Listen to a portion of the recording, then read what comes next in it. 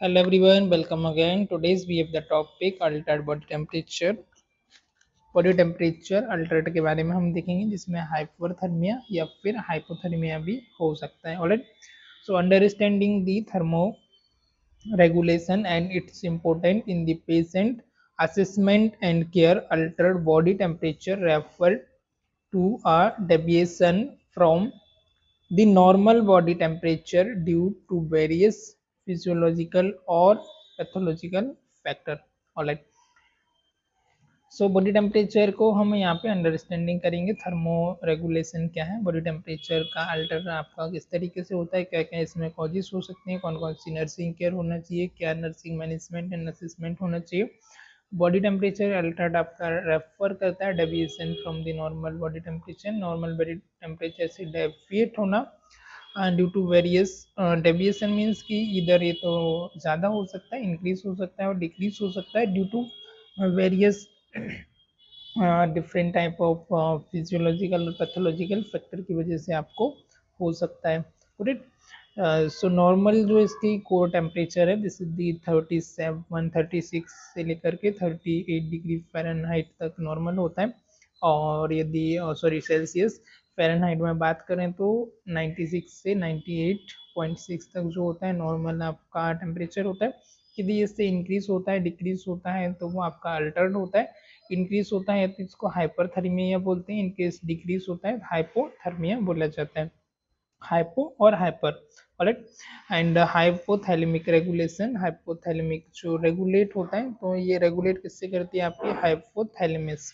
Hypothalamus जो regulate होता है act as a body's thermostat, ये बॉडी के थर्मोस्टेट के जैसा एक एक्ट करता है. This is the thermostat balancing that production and loss to maintain the stability.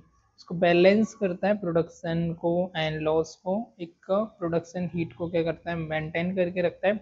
And influencing factor, इसमें जो इन्फ्लुएंसिंग फैक्टर होते हैं लाइक आपका सर्केडियम आपका रिदम हो गया, एज हो गया, नॉर्मल लेवल्स हो गया, राइट, एनवायरनमेंट हो गया, impact of the body temperature and regulation. Circadian rhythm means कि आपका जो वेकअप एंड स्लीपिंग साइकिल है वो हो गया, एज हो गया, हार्मोन्स हो गए. समटाइम इन्वायरमेंट की वजह से भी इम्पैक्ट पड़ता है. कोल्ड इन्वायरमेंट है, ज़्यादा वार्म में वहाँ का इन्वायरमेंट क्या है, राइट, हार्मोनल इम्बेलेंस होने की वजह से भी हो सकता है. तो ये रीजन की वजह से हो सकता है. Alright, so normal body temperature is a dynamic state constantly adjusting by the body's intricate thermoregulatory mechanism. Alright, sorry.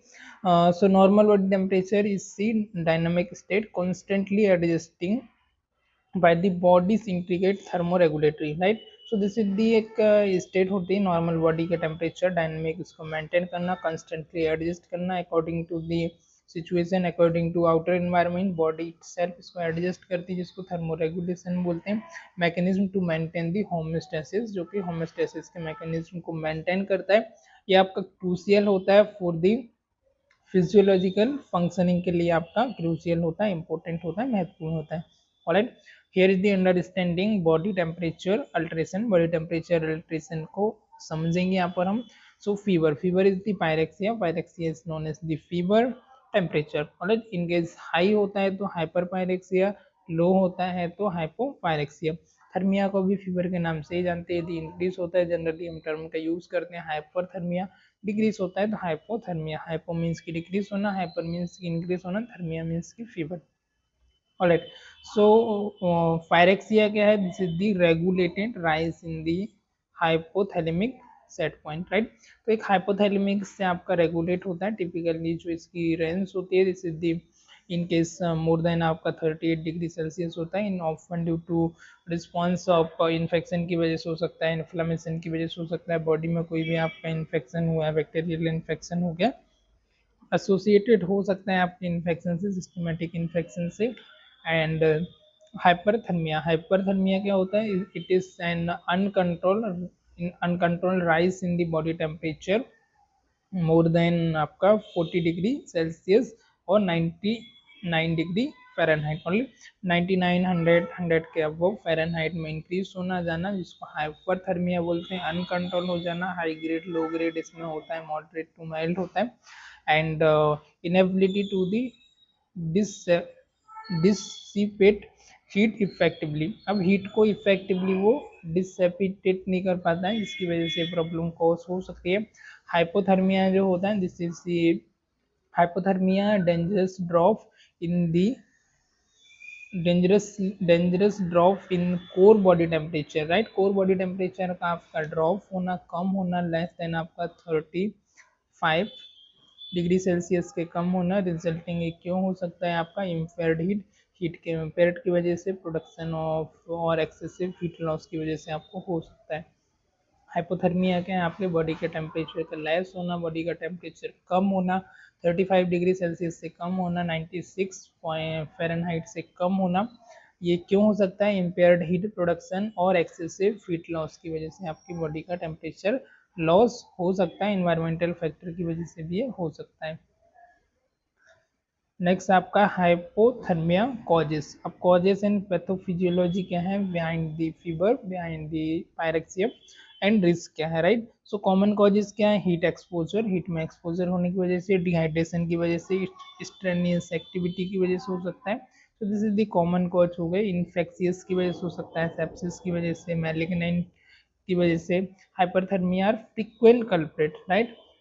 This is the frequent culprit होने वाला एक नॉर्मल सा डिसीज होता है, किसी भी इन्फेक्शन की वजह से आपको हो सकता है, पैथोजन बैक्टीरिया वायरस सेप्सिस की वजह से हो सकता है, मैलिग्नेंसी की वजह से हो सकता है, स्ट्रेनियस एक्टिविटी, ज़्यादा आपने वर्कआउट वगैरह किया है, बॉडी आपकी ज़्यादा एक्जॉस्ट हुई उसकी वजह से हो सकता है, वाटर का इवन कम इनटेक करने की वजह से, डिहाइड्रेशन की वजह से हो सकता है, और हीट एक्सपोजर की वजह से भी हो सकता है। पैथोफिजियोलॉजी का इसका occur when the thermoregulatory mechanism fail leading to excessive heat production और इम्पेयर्ड हीट लॉस। अब ये कब होता है आपका, जब आपका थर्मोरेगुलेटरी जो मैकेनिज्म है वो फेल हो जाता है, होमोस्टेसिस की जो प्रोसेस है वो फेल हो जाती है, मेंटेन नहीं कर पाती, ये फर्दर लीड करती है आपके एक्सेसिव हीट प्रोडक्शन को, जिसकी वजह से आपका एक्सेसिव हीट प्रोडक्शन होता है और आपका इम्पेयर्ड होता है हीट का लॉस होना। ऑलराइट, सिग्निफिकेंटली जो रिस्क है वो क्या हो सकती है इसमें, आपकी untreated hyper thermia can lead to severe organ damage, neurological impairment, and can even be fatal. All right, so significantly इसमें जो risk होती है, this is the it lead to severe organ damage, severe organ damage कर सकता है, neurological impairment हो सकता है, और even ही fatal भी हो सकता है, life threatening भी हो सकता है। So further recognizing the or the origin and progression of the hyperthermia, this is the crucial for the timely and effective nursing intervention.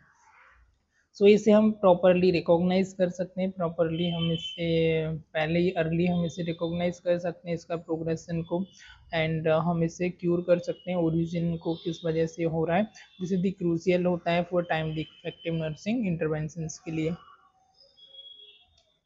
Nursing assessment of alter temperature, alter temperature के लिए आपका nursing assessment क्या है, so accurate assessment is the first step in the managing altered body temperature. Accurate assessment आपका initial step होती है, आपका altered body temperature को चेक करने के लिए आपकी फर्स्ट स्टेप होती है accurate measurement, utilize the rectal tympanic site और कोर टेम्परेचर, राइट। रेक्टल से एक्सिला से, this is the site of temperature measure होता है आपका ओरल, रेक्टल और एक्सिला और टिम्पेनिक, तो ये साइट से आप एक्यूरेटली रीडिंग ले सकते हैं, मेजर कर सकते हैं। कोर टेम्परेचर एक होता है, कोर टेम्परेचर जो कि बॉडी के विद इन का टेम्परेचर होता है, एक होता है आउटर टेम्परेचर, राइट। तो जो कोर टेम्परेचर है उसका रेशियो रीडिंग क्या आ रहा है। ऑब्जर्व की साइन को आपको ऑब्जर्व करना है, look for the flush skin, डाइफोरेसिस, skin का आपका टर्गर क्या है, फ्लश स्किन आपकी, डाइफोरेसिस मीन्स की स्वेटिंग होना, और एनहाइड्रोसिस, एनहाइड्रोसिस मतलब कि लैक ऑफ स्वेटिंग, स्वेटिंग का कम होना, dehydration type, right. And altered consciousness, consciousness आपका अल्टर्ड होना। कंपेरिहेंसिव मॉनिटरिंग, कंपेरिहेंसिवली मॉनिटर करना, continuously monitoring vital sign, neurological status, hydration level and relevant lab value like electrolyte and organ function markers, alright. So continuously monitor करना आपके vital sign को, neurological status क्या है उसको, hydration status level को, and relevant lab value like आपका electrolyte हो गया, और भी आपका नॉर्मल सीबीसी ब्लड काउंट हो गया, आपके जो भी फंक्शनल मार्कर है उनको चेक करना, राइट, जिससे कि कॉज एग्जैक्ट फाइंड आउट हो पाए कि बैक्टीरिया वायरस की वजह से तो नहीं हुआ है। ऑलराइट, नेक्स्ट आपका nursing intervention for the hyperthermia, nursing का इसमें क्या रोल होगा, prompt effective intervention, it is the critical to prevent severe complication from the hyperthermia. First is the rapid cooling technique. Rapid cooling technique apply cooling blanket, ice pack to the groins, neck, axilla to reduce the core temperature quickly. Alright. So cooling technique में हम cooling के लिए जैसे कि हम bandages होती है, जो हमारा कोल्ड डिस्पेंसिंग होता है, वो हम कर सकते हैं। इसके अलावा आइस पैक्स हो गया आपके ग्रोन्स में, आपके नेक में, आपके ओवर दी हेड, एक्सिला में हम पुट कर सकते हैं, इससे कि क्विकली टेम्परेचर जो है वो रिड्यूस हो सकता है।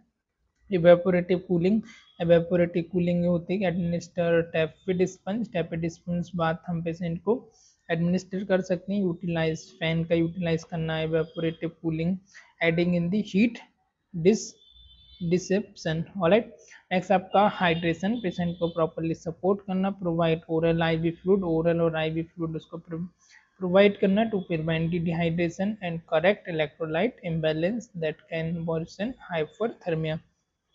Next one is the continuous monitoring, continuously monitoring करना, विजिलेंटली मॉनिटर करना for the complication and neurological changes के बारे में, एंश्योर करना prompt response to the deterioration. Alright, next आपका managing fever administer antibiotic, example paracetamol, ibuprofen medication को administer करना, antibiotic देना, काउंटर मेडिकेशन देना, provide comfort measure such as light clothing and cool compression. Alright, आपका comfort measure provide करना like cold compression हो गया, windows open करना, comfortable position देना, क्लोथ लूज क्लोथ वेयर करना, है ना, कूल कंप्रेशन प्रोवाइड करना, identify and treat the underlying cause of the fever, underlying cause of the fever को आइडेंटिफाई करना, एंड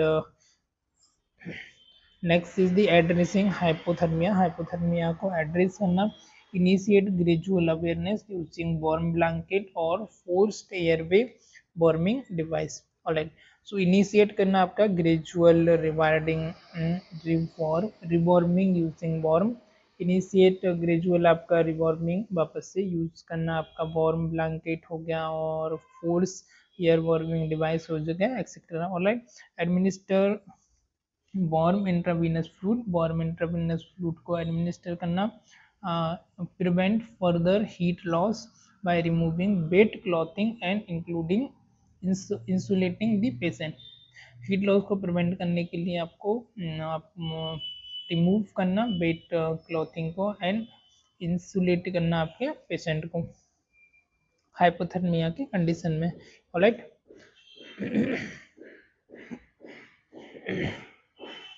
इफ अनट्रीटेड, यदि हम इसे ट्रीट नहीं करते हैं तो आपके कॉम्प्लिकेशन क्या क्या हो सकते हैं। So complication is the hyperthermia risk, heat stroke, organ failure, renal hepatic and seizure and brain damage हो सकता है। फीवर के जो कॉम्प्लिकेशन है वो हो सकता है डिहाइड्रेशन हो गया, फेब्राइल सीजर हो गया specially in the children, and increase metabolic demand आपकी इंक्रीज हो सकती है, एंड हाइपोथर्मिया के केसेस में आपको disease the danger condition like cardiac arrhythmias हो सकता है, कोगुलोपैथी, इम्पेयर्ड क्लॉटिंग हो सकता है, एंड मेटाबॉलिक एसिडोसिस भी हो सकता है।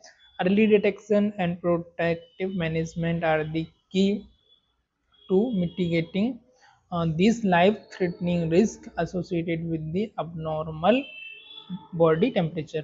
Alright, so early detection यदि हम इसे कर लेते हैं, अर्ली हम इसे डिटेक्ट कर पाते हैं तो हम इसे मैनेज कर पाएंगे इफेक्टिवली, और जो लाइफ थ्रेटनिंग रिस्क है, एसोसिएटेड जो रिस्क है, उनको हम मिनिमाइज कर पाएंगे, उसे हम कम कर पाएंगे। Next one is the patient education and prevention. First, recognizing early sign. Recognizing early sign, educate patient and caregiver on how to identify the initial symptom of heat related illness and temperature change. और educate करना patient को and care giver को on how वो identify किस तरीके से कर सकते हैं इनिशियल सिम्टम को, और लाइक आपका हीट रिलेटेड इलनेस हो गया, टेम्परेचर में चेंजेस हो गया, etcetera.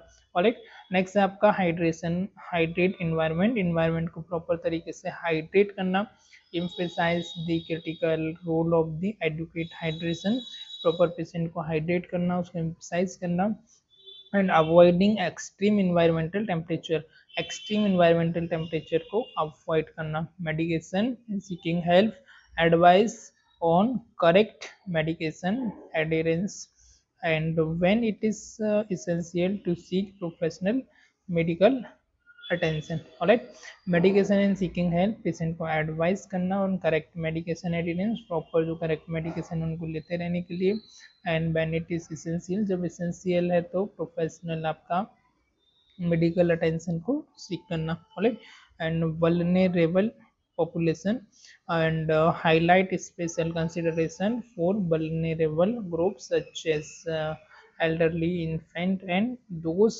with the chronic illness who are at risk, at higher risk. Alright, next here is the sum up. Let's quickly sum up and key takeaways. Alright, so critical vital sign, body temperature, it is the fundamental indicator of the patient health status. Vital sign आपका एक fundamental body का आपका like आपका body temperature, this is the fundamental indicator होता है आप patient की health status के लिए।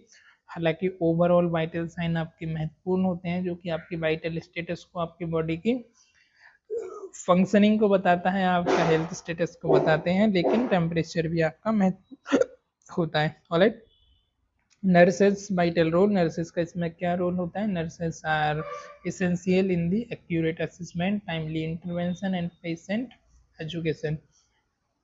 नर्सेस का जो वाइटल रोल होता है इसेंशियली असिस्ट करने के लिए, एक्यूरेट असेसमेंट के लिए, टाइमली इंटरवेंशन के लिए, पेशेंट एजुकेशन के लिए। Prevention of the complication, complication को कैसे प्रिवेंट कर सकते हैं? So early recognition and effective management prevent serious adverse outcome. Early recognize हम इसे कर सकते हैं, हम इफेक्टिवली मैनेज कर सकते हैं, आसानी से प्रिवेंट कर सकते हैं हम सीरियस कॉम्प्लिकेशन एंड आउटकम्स को भी हम मैनेज कर पाते हैं effectively. Improve patient outcome, patient के आउटकम को हम इम्प्रूव कर सकते हैं। Solid understanding of the thermo regulation enhance patient care and recovery. Solid understanding of the thermoregulation के लिए हमारे पास अच्छी अंडरस्टैंडिंग है तो हम इन्हांस कर सकते हैं पेशेंट केयर को एंड रिकवरी को इफेक्टिवली और अच्छे तरीके से मैनेज कर सकते हैं।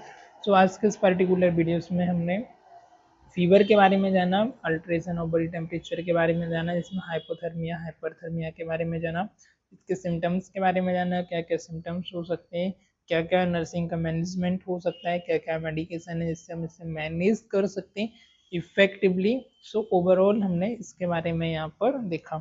ऑलराइट, सो आई होप आपको ये लेक्चर पसंद आया होगा, you enjoyed this lecture. If you have any doubt regarding this you may ask, this is the very important or very common, right? Everyone experience the fever, और तो सभी ने fever का एक्सपीरियंस किया है और सभी को पता है कि फीवर क्या होता है, कैसे होता है, इफेक्टिवली हम इसे मैनेज कर सकते हैं, इतना कोई कॉम्प्लिकेटेड नहीं होता है। अर्ली यदि हम इसे रिकॉग्नाइज करें तो हम इफेक्टिवली इसे मैनेज कर सकते हैं, आउटकम हमारा बेटर हो सकता है। ऑलराइट, तो चलिए फिलहाल आज के लेक्चर में इतना ही, मिलते हैं किसी और लेक्चर में। Till the time bye bye, keep learning, keep growing, thank you for watching this.